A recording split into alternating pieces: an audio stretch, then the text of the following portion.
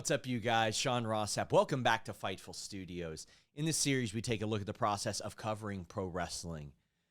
And in this edition, one of my favorites, we talk about our interview with Bret the Hitman Hart, how it came together, how it went, some of the hurdles that were in the way, and just how it was received overall. If you grew up in the 1990s, you likely had some sort of respect, reverence, or affection for the work of Bret the Hitman Hart. To me, he exuded a champion. He looked different. He had the pink and black. His work was different than almost everybody else's in the WWF at the time. He was such a professional, and I believed everything that he said and that he did. So naturally, when I got into covering pro wrestling, that was someone I wanted to talk to, someone I wanted to learn from, even if on screen. And I had that unique opportunity during the pandemic. It was October of 2020. I was presented with a very unique opportunity to speak with Bret the Hitman Hart. Now, I've interviewed members of Bret's family numerous times before and since. I've been on Media Row with Natty just a number of times, whether it be 2K, WrestleMania, SummerSlam. She is a person that does a lot of media for WWE, is always so kind, so giving, so wonderful to see, a welcoming face at those media days. Davey Boy Smith Jr., a.k.a. D.H. Smith or Harry Smith, he actually trained with some of the people that trained with my coach. He trained with Billy Robinson. He trained with a lot of catch wrestling names as he was perfecting his craft. I've had the good fortune of speaking with him a number of times. Also, wonderful gentleman. Diana Hart, I had the opportunity to speak with her ahead of her book release over a decade ago, back when I was at Wrestling Inc. One of my very early interviews was with Diana, and for a number of years, she kept in touch and was just such a kind soul and a lovely person. So I had these wonderful experiences with members of Bret Hart's family, but I had never spoken to Bret Hart, and quite frankly, at that point in my career, I didn't really know if it was going to be possible. I thought that maybe I would have to go to a convention and catch him on a good day and say, hey, can I get a few minutes with you? There wasn't a clear path to just interviewing Bret Hart at that stage. You have to wait for the right thing to come up. And fortunately, the right thing came up for me. There was a series called Corner Gas. Then they had an animated spinoff that was based in Canada. Fortunately for Fightful, the home base of Fightful is Toronto, Ontario, Canada. So I don't know if that played into our favor, but it's something that I've long suspected considering the cast. But sometimes what will happen is Canadian-based programs or shows will look around, see what wrestling media is based in Canada, and sometimes you'll get some opportunities. And I got some real opportunities because of this. The PR team for Corner Gas hit me up and said, hey, would you be interested in interviewing Bret the Hitman Hart, Lance Storm, Trish Stratus, and Brent Butt? Now, for those of you who are unfamiliar with a couple of those names, Brent Butt is the creator of Corner Gas. I spoke with him. It was a fantastic interview, some really great insight. Lance Storm, of course, ECW, WWE, WCW veteran, TNA producer right now, had a wonderful conversation. He's been incredibly helpful in educating me on wrestling over the last number of years. Trish Stratus, we actually didn't get to do our interview, but one of the most legendary names in women's wrestling. I have since got to speak with her on WWE media tours and actually covered her retirement match. Then there was Bret the Hitman Hart. Obviously, I'm going to say yes to this. Obviously, I'm going to jump at any opportunity to speak with this man. I was over the moon. I was excited. And I was also cautiously optimistic. Because as I see these start to unfold, Trish isn't able to do one. The Brent and Lance Storm ones go well. But Bret's the one that I knew that I needed this opportunity to speak with. Bret the Hitman Hart played the bad mechanic on Corner Gas. And when you do these types of promotional interviews, it's very important that you show respect to the reason that you're doing it and the people who set it up. You've got to promote the show. That is first and foremost. They are there to promote the show. However, in a lot of media, they will want you to only talk about the show. That doesn't always bode well, because then you're just hoping that crossover is enough. When you're able to talk about other subjects, you can get fans of that specific subject, that moment in time, that piece of history, of Bret the Hitman Hart's career to be like, I wonder what he's up to. And then they'll see the blurb at the end that promotes Corner Gas, the animated series.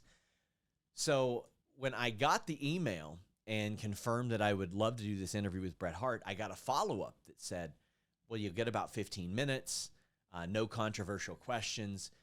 He's not going to respond to them. He prefers questions relating to Corner Gas animated. I saw that, and I was a little bit bummed out, but this is still my end to speak with Bret the Hitman Hart. Maybe there could be a relationship developed there, and I could interview him down the line. I get the Zoom link, send it to Bret Hart. We get on, and he says, did you get an email before we did this interview? And I said, yeah, I just outlined some things like no controversial questions. You only want to talk about Corner Gas, don't want to talk about wrestling. And he said, yeah, we can talk about wrestling. That's fine. Go as long as you want. And I don't know what got into him in that moment. I don't know what happened. Someone close to the show told me that they let him know that I would be respectful in the interview, obviously. There wasn't anything, too controversial that I could even ask Bret Hart about in 2020. But, I mean, there were certainly wrestling questions that I wanted to ask. Like, it was obviously very important to the nature of the interview with us covering pro wrestling. But he signed off on it. He said, take as much time as you need. I said, how's about 35 to 40? He said, perfect. Let's do it. I was over the moon. I had prepared questions in the event that this would happen, even though I didn't think that it was a realistic possibility. I mean, the reality is, if you get an interview with Bret Hart, it's to promote this show, and they say, this is what we want to speak about, then that's what you're going to speak about. And I naturally segued the Corner Gas talk into The Simpsons, him doing video game voiceover work. He actually mentioned The Simpsons as well, which I knew would play very well for repurposed use of content and all that stuff down the line because it's such an iconic moment of The Simpsons. But we also spoke about the video game voiceovers that he would need to do. But when we got to the wrestling element of this interview, I was determined to get the positive Bret Hart interview. Now, some of you are like, what do you mean the positive Bret Hart interview? If you follow wrestling news or wrestling media or even Bret Hart, you know that sometimes he's known for, I don't want to say burying people, because it's just offering his honest opinion. The Seth Rollins 4 out of 10, the Bill Goldberg talk, a lot of that stuff. There was a lot of cranky Bret stuff, which he is, affectionately looked at for now. But I was determined that I was going to get the positive Bret Hart interview. We were going to hear him put over everybody. We were going to hear him just talk sugar, and we would have these great headlines. It's like, Bret Hart says this wonderful thing about these people. So I queued it up. I said, man, I loved your El Dandy segment. I know that you don't look back on WCW fondly, but I loved that segment. It was so entertaining. It was so funny. And the thing about Bret is you can tell that Bret finds himself hilarious, and he tries to hide it. Like, he'll kind of giggle with the things that he's done and said in the past. And he is hilarious. Bret is so underrated for his comedic timing. Between this and so many other things, Bret is on the nose. So I was thinking, okay, he'll speak a little bit positively about his WCW time and maybe El Dandy, and he did. But he said, yeah, El Dandy was great. I would have loved to have worked with him instead of Bill Goldberg. What are you going to do, right? Like, that's a phenomenal quote. That's a great headline in its own.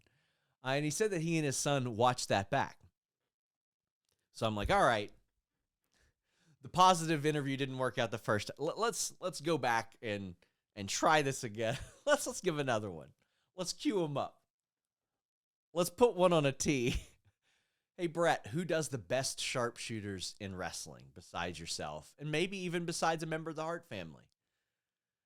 And he thinks about it and he goes, it's probably a lot easier if I told you who did the worst ones. At that point, I was like, no, this is exactly the Bret Hart interview that I want. This is the one that I want. This is exactly how I need Bret the Hitman Hart. And it was incredible. And then he went on to bury Eric Bischoff, who I like. Eric Bischoff is a friend of mine. I am very fond of Eric. He talked about a Smokey the Cat promo that he cut because he didn't feel like Eric was giving him any direction creatively, and he said that Eric loved the promo. Then he and Eric went back and forth a little bit in subsequent media after that, but it wasn't quite the positive interview that I expected, but he did put over some stuff. He really put over Macho Man Randy Savage because I asked him who are the easiest wrestlers to work with, and of course he had a couple there, and he talked about how he got called last minute to fly and do a main event with Randy Savage, and Randy had to kill time in the ring waiting for him to get to the venue. And he also glowingly put over Lex Luger and the Royal Rumble spot. So here's something that you'll do sometimes as a journalist, media member, whatever title you want for the job. I was working on a feature called Inside the Royal Rumble because I love the Royal Rumble. Just fascinated by it, the process of it. Been in a number of like indie Rumble matches myself. Like, I just love them. They're so much fun. It's largely like off the cuff and unplanned, and you get to do an awful lot of fun things there, and that naturally creates fun stories. And in getting quotes for that, I would use some of my interview time to ask people about the Royal Rumble. So I did that with Bret, and of course that was very valuable. Bret won the 1994 Royal Rumble. He was a final participant in the 1997 Royal Rumble, and he spoke glowingly about Lex Luger and about how his athleticism was a key part in why they could do that spot for the double elimination in 1994. It was a fantastic, fun interview. And again, it went 40 minutes, and we spoke about Corner Gas briefly. We got to promote it. We included, the links and all that stuff. And Corner Gas seemed very happy with the promotion that they received as a result of that. But man, I got a dream interview out of that. And that was so important to me and my career. One of our most viewed, downloaded, listened interviews. We have clips of it that have done, I think, millions of views. And that's before shorts and reels and TikToks were really a thing that were taking off to the level of which they are now. I'll forever be grateful, not just to Bret Hart, but the Hart family for being so kind to me in these media situations and media days. I've learned so much in doing this work with this family. And that's my favorite part about this job. Beyond anything else, I love pro wrestling, and I love learning about pro wrestling. And then I love taking what I learn and relaying it to a broad audience, because the more educated we are about why and how things happen, personally, the more I enjoy things, because that's just how I look at wrestling.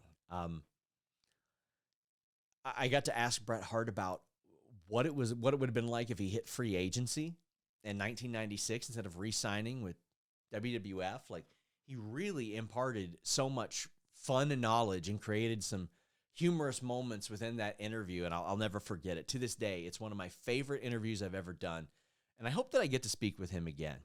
And I hope that you guys enjoyed this. Hope you enjoyed the insight, maybe learned a little bit about how these interviews come about. If you all don't mind, check out the history of our interviews here on YouTube, and let me know what interview you guys would like to hear me cover next. What do you want to know about how these came about? Stories about what went right, what went wrong with them. I did one about MJF a couple months ago that had some really fascinating insight. So I want to thank you all so much for joining. Please comment, please thumbs up, please share this video. Till next time, we're out.